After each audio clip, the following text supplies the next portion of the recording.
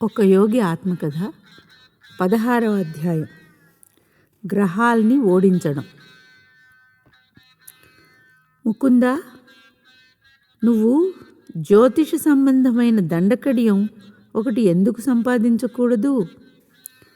నేను సంపాదించాలా గురుదేవా? జ్యోతిష శాస్త్రం మీద నాకు నమ్మకం లేదండి. నమ్మకం అన్నది కాదు ఇక్కడ ప్రశ్న. ఏ విషయాన్ని గురించైనా మనిషి ఏర్పరచుకోవలసిన శాస్త్రీయ దృక్పథం ఆ విషయం సత్యమా కాదా అన్నది. గురుత్వాకర్షణ నియమం న్యూటన్ తర్వాత ఎంత సమర్థంగా పనిచేస్తోందో ఆయనకు ముందు కూడా అలాగే పనిచేసింది. విశ్వ నియమాలు మానవుడి నమ్మకం అనే ఒప్పుదల ఉంటేనే కానీ పని చేయలేకపోయినట్లయితే ఈ విశ్వం గందరగోళమైపోతుంది. తెలిసి తెలియని పండితమన్యులు సనాతనమైన ఖగోళ శాస్త్రాన్ని అప్రతిష్ట పాలు చేశారు. జ్యోతిష శాస్త్రం గణిత శాస్త్రంగాను తాత్వికంగాను కూడా గాఢమైన అవగాహన ఉన్నవాళ్ళు తప్ప తక్కిన వాళ్ళు గ్రహించలేనంత విశాలమైనది. అజ్ఞానులు అంతరిక్ష లోకాల్ని తప్పుగా గ్రహించి అక్కడ అక్షరాల బదులు పిచ్చిగీతల్నే చూసినట్లయితే అపరిపూర్ణమైన ఈ ప్రపంచంలో అది సహజమే అనిపిస్తుంది. అందుచేత ఇలాంటి జ్ఞానులతో పాటు జ్ఞానాన్ని కూడా తీసిపారేయకూడదు. సృష్టిలో భాగాలన్నీ ఒకదానితో ఒకటి ముడిపడి ఉన్నవి. వాటి ప్రభావాల్ని పరస్పరం మార్చుకుంటూ ఉంటాయి. విశ్వానికున్న సంతులిత లయ ఈ పరస్పర ఆదాన ప్రదానాల్లో నెలకొని ఉంది అంటూ మా గురుదేవులు ఇంకా ఇలా అన్నారు.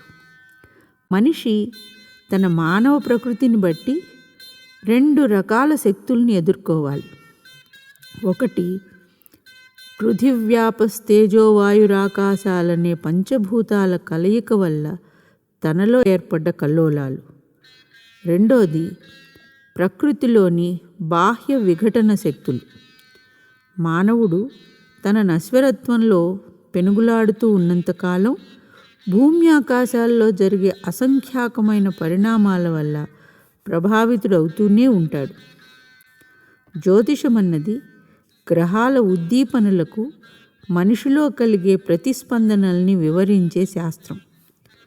నక్షత్రాలకు ఉద్దేశపూర్వకమైన మిత్రభావం కానీ శత్రుభావం కానీ ఉండవు. అవి కేవలం అనుకూల ప్రతికూల కిరణాల్ని ప్రసరిస్తూ ఉంటాయంతే. వాటంతట అవి మానవులకు మేలు చెయ్యవు, కీడు చెయ్యవు. కానీ ప్రతి మనిషి గతంలో తాను గతి కల్పించిన కార్యకారణ సంతులనాల బాహ్య పరిక్రియకు అవి నియమబద్ధమైన ఒక మార్గాన్ని ఏర్పరుస్తాయి. ఫలానా రోజున ఫలానా సమయంలో ఒక పసివాడు పుట్టాడంటే ఖగోళ కిరణాలు గణిత శాస్త్రపరంగా అతని వైయక్తిక కర్మకు ఖచ్చితంగా అనుగుణమైన ఉన్న సమయంలో వాడు పుట్టాడన్నమాట. అతని జాతకం మార్చడానికి వీలులేని గతాన్ని, సంభావ్యమైన అనాగత ఫలితాల్ని వెల్లడించే నిరాక్షేపణీయమైన ప్రతిరూపం అన్నమాట. సహజావబోధం ఉన్నవాళ్లే జాతక చక్రాన్ని సరిగా అన్వయం చేసి చెప్పగలరు. వీళ్ళు బహుకొద్ది. పసివాడు పుట్టిన సమయంలో ఆకాశంలో ప్రస్ఫుటంగా ప్రకటితమయ్యే సందేశం విధిని, అంటే వెనకటి మంచి చెడ్డల కర్మఫలాన్ని నొక్కి చెప్పడానికి కాదు,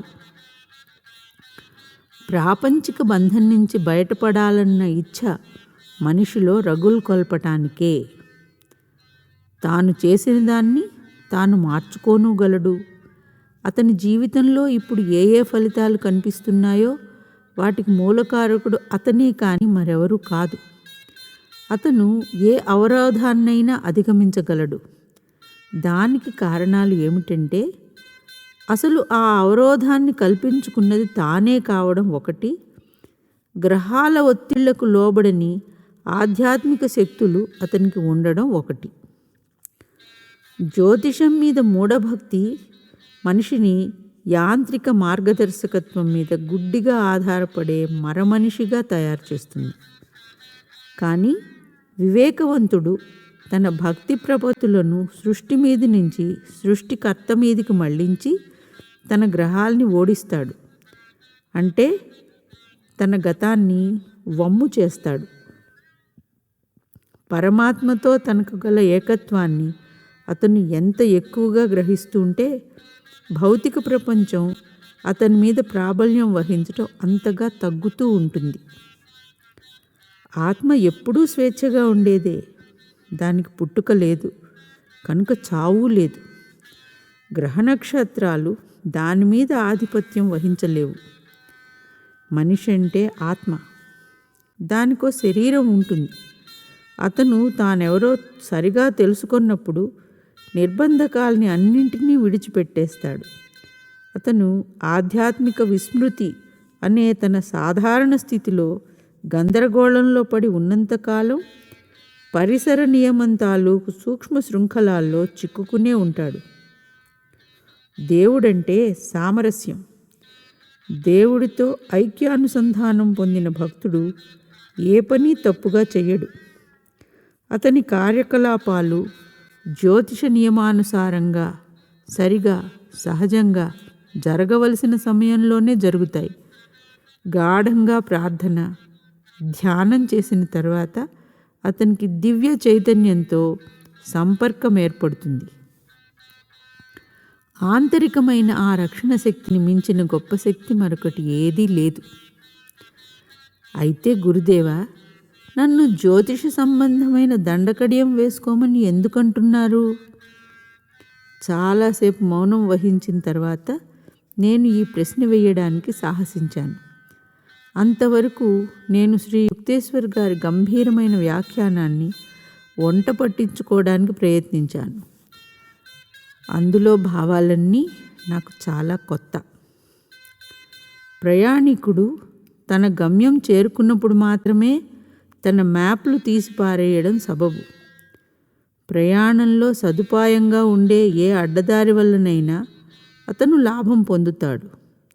మానవుడు మాయలో ప్రవాసం ఉండే కాలాన్ని తగ్గించటానికి సనాతన ఋషులు అనేక మార్గాలు కనిపెట్టారు. జ్ఞాన సాధనంతో నేర్పుగా సర్దుబాటు చేయగల కొన్ని యాంత్రిక లక్షణాలు కర్మసూత్రంలో ఉన్నాయి. ఏదో ఒక విశ్వ నియమోల్లంఘన వల్లనే మానవులకు కష్టాలు వస్తుంటాయి. మనిషి ఈశ్వరుడి సర్వశక్తిమత్వాన్ని నిరాదరించకుండానే ప్రకృతి నియమాల్ని పాటించాలని పవిత్ర గ్రంథాలు సూచిస్తున్నాయి. ప్రభు, నిన్నే నమ్ముకున్నాను. నువ్వు నాకు సహాయం చేయగలవని నాకు తెలుసు. అయినా నేను చేసింది ఏ తప్పైనా సరిదిద్దుకోవడానికి నేను కూడా శాయశక్తులా ప్రయత్నం చేస్తాను అని చెప్పాలతను. ప్రార్థన వల్ల, సంకల్ప శక్తి వల్ల, ధ్యానయోగం వల్ల, సాధు సత్పురుషులతో సంప్రదింపు వల్ల, జ్యోతిష సంబంధమైన కడియాలు వేసుకోవడం వల్ల, అనేక సాధనాల ద్వారా వెనకటి తప్పుల వల్ల కలిగిన దుష్ఫలితాల్ని చాలా వరకు తగ్గించుకోవచ్చు లేదా నశింపు చేసుకోవచ్చు. పిడుగుపాటు వల్ల తగిలే అదురు దెబ్బకు తట్టుకోవడానికి ఇంటికి రాగితీగా అమర్చినట్లుగానే దేహమనే దేవాలయాన్ని కూడా కొన్ని పద్ధతుల్లో కాపాడుకోవచ్చు. విద్యుత్ అయస్కాంత వికరణాలు ఈ విశ్వంలో అవిచ్ఛిన్నంగా ప్రసరిస్తూ ఉన్నాయి. మనిషి శరీరానికి అవి మంచి చేయవచ్చు, చెరుపు చేయవచ్చు. అనేక యుగాల కిందట మన ఋషులు సూక్ష్మమైన విశ్వవికరణ ప్రభావాలు దుష్ఫలితాల్ని పోగొట్టే సమస్యను గురించి ఆలోచన చేశారు. స్వచ్ఛమైన లోహాలు గ్రహాల ప్రతికూలాకర్షణలకు శక్తివంతమైన ప్రతిక్రియ చేసే సూక్ష్మకాంతిని విడుదల చేస్తాయని కనిపెట్టారు. కొన్ని ఔషధుల మేళనాలు కూడా సహాయకరంగా ఉంటాయని తేలింది. అన్నిటికన్నా బాగా పనిచేసేవి 2 క్యారెట్లకు తక్కువ బరువు లేని నిఖార్సైన రత్నాలు. జ్యోతిష శాస్త్రానికి వ్యవహారానుకూలంగా దుష్ప్రభావాల్ని నిరోధించే ఉపయోగాలు ఉన్నాయి. కానీ వాటిని గురించి భారతదేశానికి వెలుపల జరిగిన పరిశీలన మాత్రం చాలా తక్కువ. చాలామందికి తెలియని యథార్థం ఒకటి ఏమిటంటే, సరైన రత్నాలు, లోహాలు, ఔషధులు కావలసిన బరువు ఉంటేను, వాటిని ధరించినప్పుడు అవి చర్మాన్ని తాకుతూ ఉంటేను తప్ప వాటి వల్ల ప్రయోజనం ఉండదు. గురుదేవా, నేను తప్పకుండా మీ సలహా పాటించి ఒక కడియం సంపాదిస్తాను. గ్రహాన్ని ఓడించటం అన్న ఆలోచన నన్ను ముగ్ధుణ్ణి చేస్తోంది. సాధారణ ప్రయోజనాలకైతే నేను బంగారం, వెండి, రాగితో చేసిన కడియం వేసుకోమంటాను. కానీ ఒక నిర్దిష్ట ప్రయోజనం కోసం నువ్వు వెండి, సీసంతో చేసింది సంపాదించాలి అని చెప్తూ శ్రీ యుక్తేశ్వర్ గారు జాగ్రత్త కోసం కొన్ని సూచనలు కూడా చేశారు. గురుదేవా, నిర్దిష్ట ప్రయోజనం అనడంలో మీ అభిప్రాయం ఏమిటి? గ్రహాలు త్వరలో నీ మీద అమిత్రభావం చూపించబోతున్నాయి ముకుందా. భయపడకు, నీకు కాపుదల ఉంటుంది. సుమారు 1 నెల్లాళ్లలో నీ కాలేయం నిన్ను చాలా బాధ పెడుతుంది. లెక్క ప్రకారం ఆ జబ్బు 6 నెలల పాటు ఉండాలి. కానీ నువ్వు వేసుకునే జ్యోతిష సంబంధమైన కడియం ఆ కాలాన్ని 24 రోజులకు తగ్గించేస్తుంది. ఆ మర్నాడు నేను ఒక కంసాలిని పట్టుకొని త్వరలోనే కడియం సంపాదించి వేసేసుకున్నాను.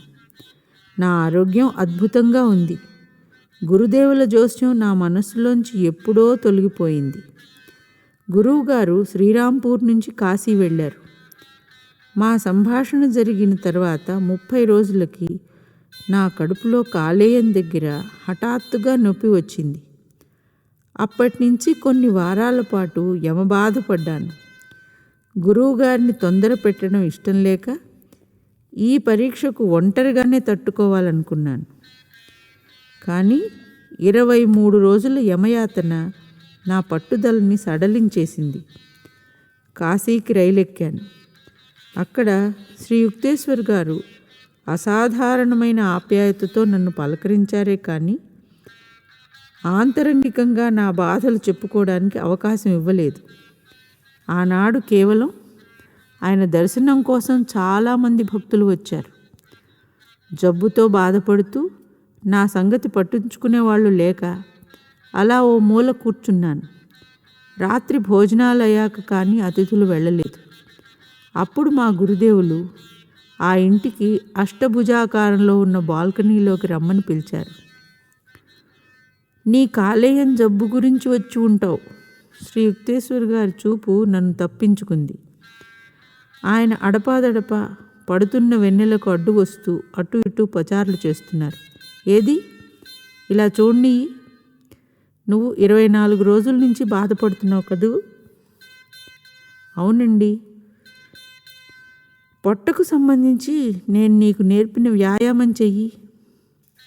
నేనెంత విపరీతంగా బాధపడుతున్నానో తెలిస్తే మీరు నన్ను వ్యాయామం చేయమని అనేవారు కాదు గురుదేవా. అయినప్పటికీ ఆయన మాట మన్నించటానికి కొద్దిగా ప్రయత్నించాను. నొప్పి ఉందంటున్నావు నువ్వు, నీకేమీ లేదంటున్నాను నేను. అటువంటి వైరుధ్యాలు ఎలా ఉంటాయి? మా గురుదేవులు నా వైపు గుచ్చి చూశారు. నేను అప్రతిభుణ్ణయ్యాను.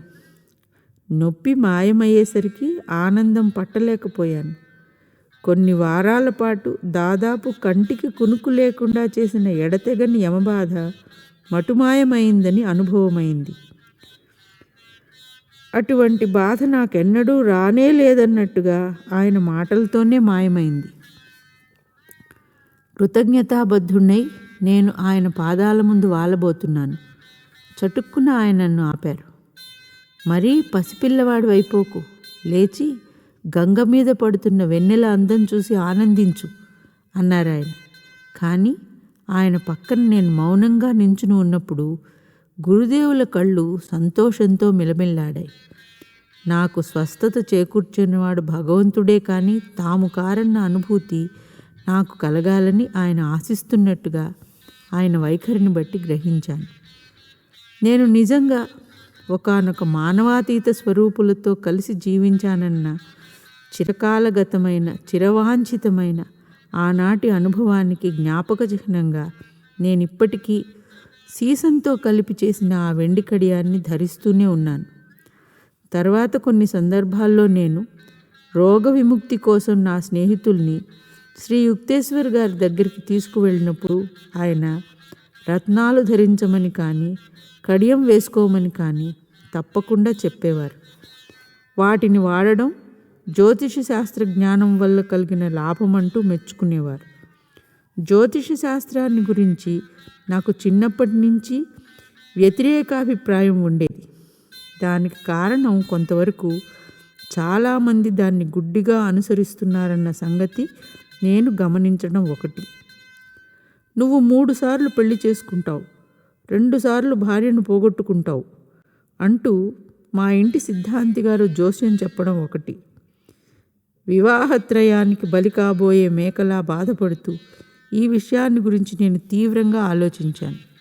నీ రాత ఎలా ఉంటే అలా జరుగుతుందని సరిపెట్టుకోవడం మంచిది అని వ్యాఖ్యానించాడు మా అనంతన్నయ్య. నువ్వు చిన్నతనంలో 3 సార్లు ఇల్లు విడిచి హిమాలయాల వైపు పారిపోతావని, కానీ బలవంతం మీద నిన్ను తిరిగి తీసుకొస్తారని నీ జాతకంలో రాసి ఉంది. సరిగా అలాగే జరిగింది. నీ పెళ్లి విషయంలో చెప్పిన జోస్యం కూడా అలాగే నిజమై తీరుతుంది అన్నాడు. ఈ జోస్యం పూర్తిగా అబద్ధమని ఒకనాటి రాత్రి నాకు స్పష్టంగా అంతఃస్ఫురణ కలిగింది. నా జాతకం రాసిన కాగితం చుట్టను కాల్చేసి దాని బూడిద ఎత్తి ఒక కాగితం సంచిలో పోసి దాని మీద ఇలా రాశాను: పూర్వకర్మ బీజాల్ని దివ్య జ్ఞానాగ్నిలో కాలిస్తే కనుక అవి మళ్ళీ మొలకెత్తలేవు. ఆ సంచి స్పష్టంగా కంటబడే చోట పెట్టాను. అనంతుడు వెంటనే నా ప్రతిఘటన వ్యాఖ్యను చదివాడు. నువ్వు జాతకం కాగితాలని కాల్చినంత సులువుగా సత్యాన్ని నాశనం చెయ్యలేవు అంటూ వెటకారంగా నవ్వాడు మా అన్నయ్య.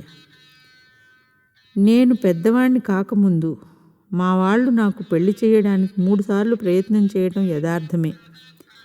దేవుడి మీద నాకున్న ప్రేమ గతాన్ని బట్టి జ్యోతిషం ఇచ్చే ప్రోత్సాహం కన్నా చాలా ఎక్కువన్న సంగతి తెలిసి నేను ప్రతిసారి వాళ్ళ పథకాలకు లోబడకుండా తప్పుకున్నాను.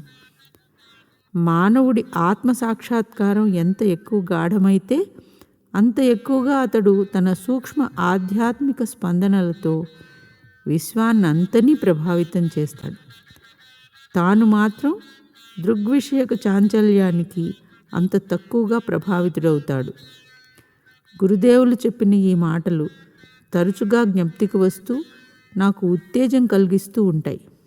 అప్పుడప్పుడు నేను గ్రహస్థితుల్ని బట్టి నా జీవితంలో అత్యంత దుష్కాలాలేవో గ్రహించి చెప్పమని జ్యోతిషుల్ని అడుగుతుండేవాడిని.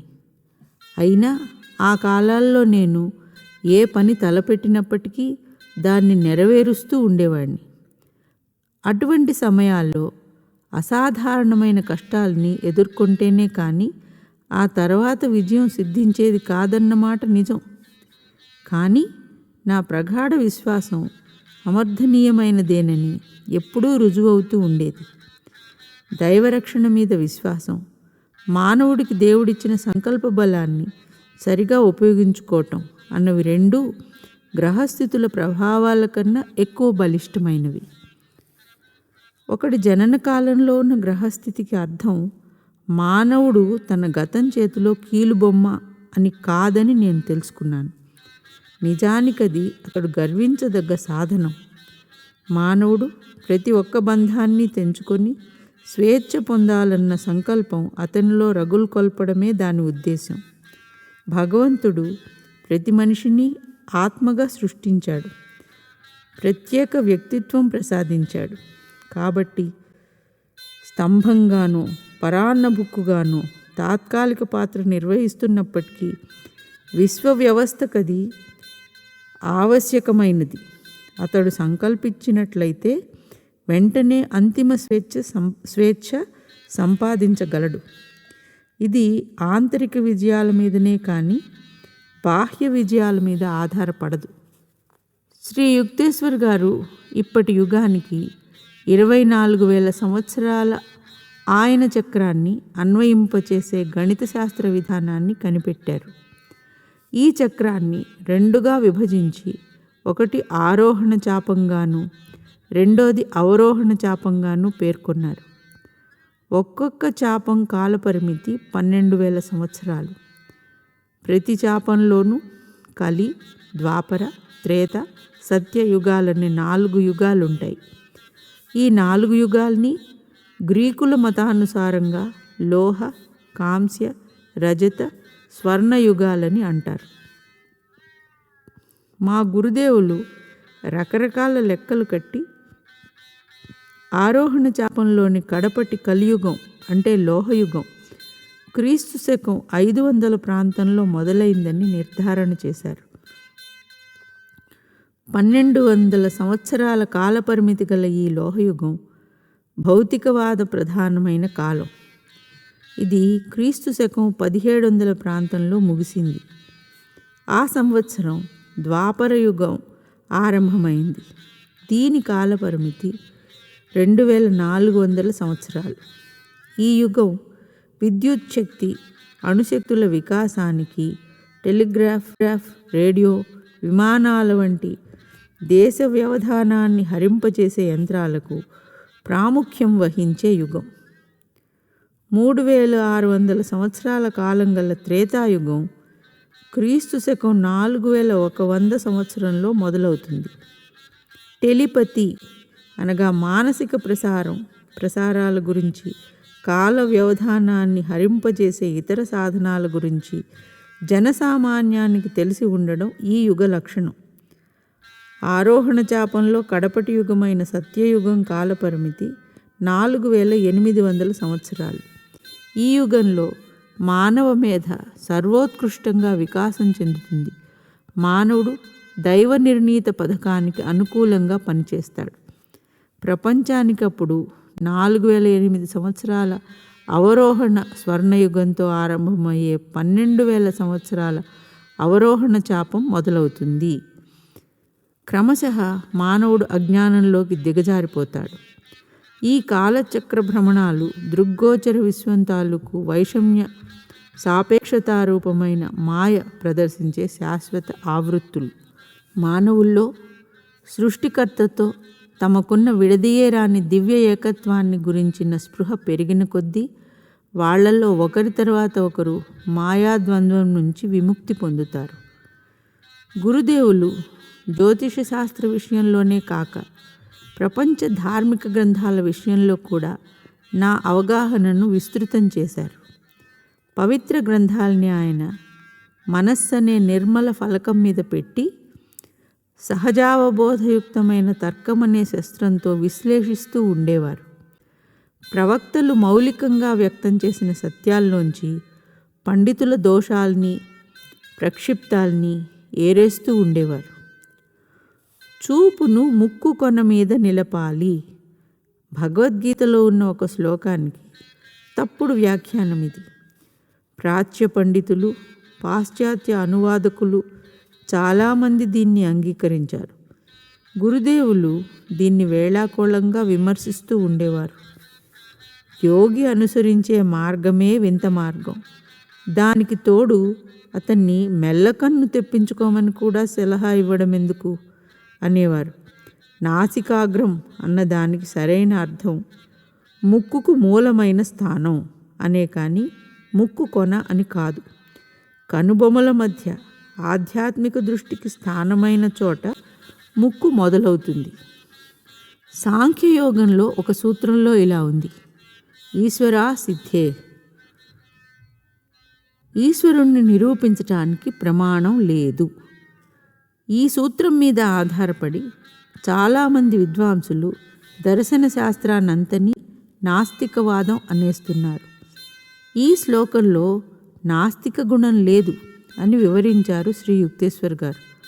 అందులో సూచించేదల్లా తుది నిర్ణయాలన్నిటికీ ఇంద్రియ జ్ఞానం మీదే ఆధారపడి ఉండే అజ్ఞానికి ఈశ్వరుణ్ణి నిరూపించే ప్రమాణం అజ్ఞాతంగానే ఉంటుందని. కాబట్టి దానికి అస్తిత్వం లేదని. ధ్యానోత్పన్నమైన అచంచల అంతర్దృష్టి గల నిజమైన సాంఖ్య దర్శనానుయాయులు ఈశ్వరుడు ఉన్నాడని తెలుసుకోవడానికి వీలైన వాడని కూడా గ్రహిస్తారు. మా గురుదేవులు క్రైస్తవుల బైబిల్ను చక్కని స్పష్టతతో వ్యాఖ్యానించేవారు. బైబిల్లోని అమృతతత్వాన్ని దర్శించగలగటం, స్వర్గం భూమి గతించిపోతాయి కానీ నా మాటలు మట్టుకు గతించిపోవు అంటూ ముందెవ్వరూ పలకనంత నిష్కర్షగా అత్యంత హర్షదాయకంగా క్రీస్తు చేసిన ప్రవచనంలోని సత్యాన్ని అవగాహన చేసుకోవడం నేను నేర్చుకున్నది క్రైస్తవ మత సభ్యత్వంతో ప్రమేయం లేని మా హైందవ గురువుల దగ్గరే. భారతదేశపు మహాగురువులు క్రీస్తుకు ఉత్తేజం కలిగించిన దివ్యాదర్శాలనే అనుసరించి తమ జీవితాలని మలుచుకున్నారు. ఈ మహాపురుషులు ఆయన తనవాళ్లుగా చాటుకున్న ఆత్మబంధువులు. స్వర్గంలో ఉన్న నా తండ్రి ఇచ్ఛను అనుసరించే ప్రతి వ్యక్తి నాకు సోదరుడు, సోదరి, తల్లి. క్రీస్తు ఇంకా ఇలా అన్నాడు, నా మాటను అనుసరించి మీరు ముందుకు సాగితేనే మీరు నిజంగా నాకు శిష్యులు. అప్పుడు మీకు సత్యం అవగతమవుతుంది. ఆ సత్యం మీకు విముక్తి కలిగిస్తుంది. అందాక స్వేచ్ఛాజీవులై తమకు తామే ప్రభువులై ఏకైక జగత్పతిని గురించి ముక్తిదాయకమైన జ్ఞానాన్ని అర్జించుకున్న క్రీస్తు వంటి భారతీయ యోగి పుంగవులు అమర బంధుకోటిలో అంతర్భాగమే. ఆదాము అవ్వల కథ నాకు కొరుకుడు పడకుండా ఉందండి అన్నాను ఒక రోజున. వ్యంగ్యాత్మక కథలతో సతమతం అవుతున్న తొలికాలంలో కొంత ఉద్రేకంతోనే అన్నాను. నేరం చేసిన జంటనే కాకుండా అప్పటికింకా పుట్టని ముందు తరాల అమాయకుల్ని కూడా ఎందుకు శిక్షించాడు దేవుడు? గురుదేవులకు నా అజ్ఞానం కంటే కూడా నా మాటల్లో తీవ్రతకే నవ్వు వచ్చింది. సృష్టి ప్రకరణం చాలా గహనమైన ప్రతీకలతో కూడి ఉన్నది.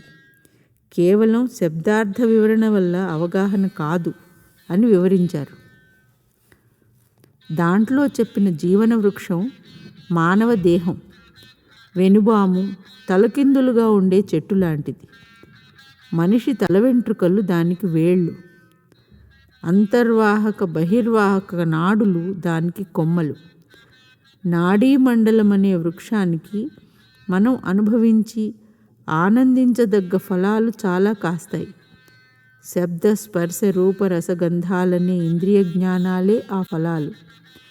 మనిషి వీటిని హక్కుభుక్తం చేసుకోవచ్చు, కానీ అతనికి దేహోద్యానం మధ్యలో ఉన్న యాపిల్ పండు అంటే లైంగికానుభవం నిషిద్ధం.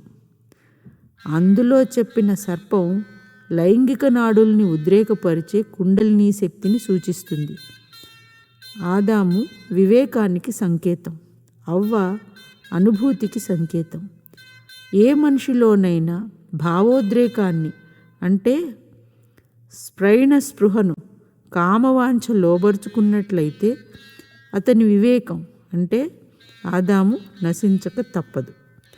దేవుడు తన సంకల్ప బలంతో స్త్రీ పురుష శరీరాల్ని రూపొందించి మానవ జాతిని సృష్టించాడు.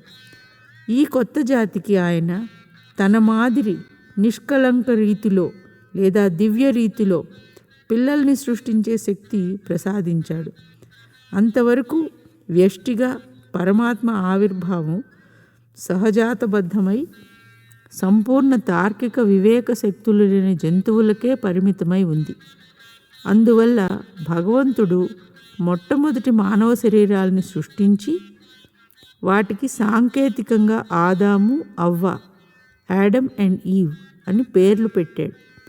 ఊర్ధ్వగతిలో లాభకరమైన పరిణామం కోసం 2 జంతువుల ఆత్మల్ని లేదా దివ్యసారాన్ని వాళ్లలోకి ప్రవేశపెట్టాడు. ఆదాములో అంటే పురుషుడిలో వివేకం ప్రాధాన్యం వహించింది. అవ్వలో అంటే స్త్రీలో అనుభూతి ప్రాధాన్యం వహించింది. ఆ ప్రకారంగా భౌతిక లోకాలకు ఆధారభూతమైన ద్వంద్వం లేదా ధ్రువత్వం అభివ్యక్తమైంది. పశు ప్రవృత్తిపరమైన కుండలినీ శక్తి మానవ మనస్సును ఏమార్చనంతకాలం వివేకం, అనుభూతి పరస్పర సహకారంతో ఆనంద స్వర్గధామంలో విహరిస్తాయి. కనుక మానవ శరీరం కేవలం జంతువుల నుంచి పరిణామ ఫలితంగా ఏర్పడ్డది కాదు, దేవుడి విశిష్ట సృష్టి ద్వారా ఉత్పన్నమైనది. జంతు రూపాలు సంపూర్ణ దివ్యత్వాన్ని వ్యక్తం చెయ్యలేనంత స్థూలమైనవి.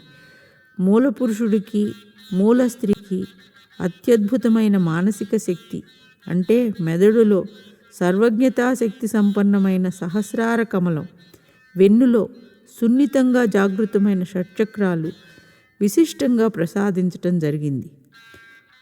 తొలుత సృష్టించిన జంటలో నెలకొన్న దేవుడు లేదా దివ్యచేతన మానవ ఇంద్రియానుభూతులన్నింటినీ అనుభవించమని చెప్పటం జరిగింది, ఒక్క కామవాసనల్ని తప్ప.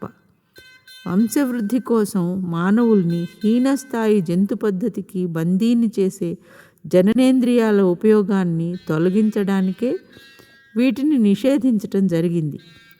అవచేతన మనస్సులో పశుప్రవృత్తి సంబంధమైన వాసనలు మళ్ళీ తల ఎత్తకుండా చేయడం కోసం దేవుడు చేసిన హెచ్చరికను మనిషి చెవిన పెట్టలేదు. ఆదాము, అవ్వ సంతానోత్పత్తి కోసం జంతు సహజమైన మార్గాన్ని అనుసరించి పరిపూర్ణ మూల మానవుడికి సహజమైన స్వర్గానంద స్థితి నుంచి పతనమయ్యారు. తాము నగ్నంగా ఉన్నామని తెలిసినప్పుడు దేవుడు హెచ్చరించినట్టుగానే వాళ్లలో అమరత్వ బోధ నశించింది. శారీరకమైన పుట్టుక తర్వాత శారీరకమైన గిట్టుక రావాలన్న భౌతిక శాస్త్ర నియమానికి వాళ్ళు బానిసలైపోయారు. అవ్వకు సర్పం ఇవ్వజూపిన మంచి చెడ్డల జ్ఞానం మాయలో మర్త్యులు అనుభవించి తీరవలసిన ద్వంద్వభావాత్మకమైన లేదా పరస్పర విరుద్ధమైన అనుభవాల్ని సూచిస్తుంది. మానవుడు స్త్రీ పురుష చైతన్యం అనే అనుభూతి వివేకాల్ని దుర్వినియోగం చేసినందువల్ల భ్రాంతిలో పడి దివ్య స్వయం సమృద్ధి అనే స్వర్గవాటికలోకి ప్రవేశించే హక్కు కోల్పోయాడు. తన తల్లిదండ్రుల్ని అంటే ద్వంద్వ ప్రకృతిని ఏకీకృత సామరస్యానికి అంటే ఈడెన్ వాటికకు చేర్చి అక్కడ పునఃప్రతిష్ఠ చేయవలసిన వ్యక్తిగతమైన బాధ్యత ప్రతి మానవుడి మీద ఉంది.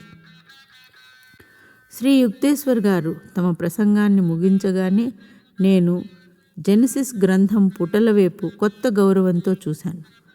పూజ్య గురుదేవ, ఆదాము అవ్వల సంతానంగా వారి పట్ల నెరవేర్చవలసిన సముచితమైన కర్తవ్యం నా హృదయంలో ఇప్పుడు మొట్టమొదటిసారిగా స్పందిస్తోంది. ఒక యోగి ఆత్మకథ 16వ అధ్యాయం గ్రహాల్ని ఓడించడం సమాప్తం.